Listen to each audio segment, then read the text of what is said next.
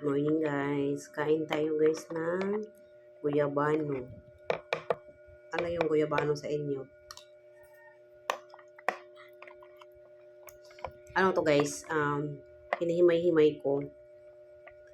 Tapos binlend ko. Kasi ano ko pa isa-isa ang ano.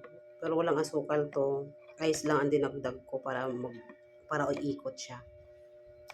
Kasi di ba pag masyadong dry yung ano, hindi naman umiikot. Hindi rin ako naglagay ng milk. Kaya ano lang siya, pure. Kaya kinukutsara ko lang.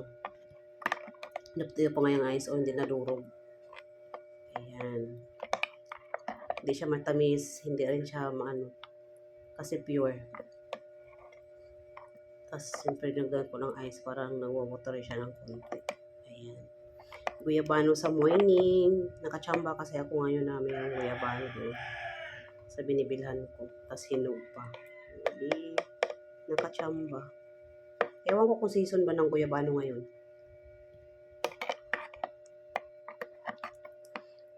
Ito guys, ang guyabano sa amin is ano? Carnaba. Sa Bisaya, Carnaba. Ewan ko lang sa ibang Bisaya kung ano. Bisaya.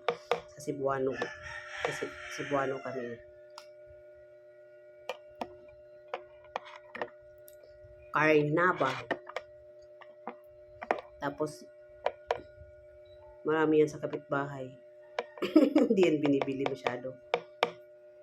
Parang marang lang yan. Ang dami yan sa amin.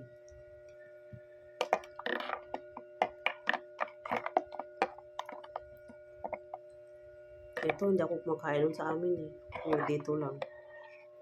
Kasi alam ko na yung mga paano siya ka-important. Yan. Kain tayo guys. Inom pala.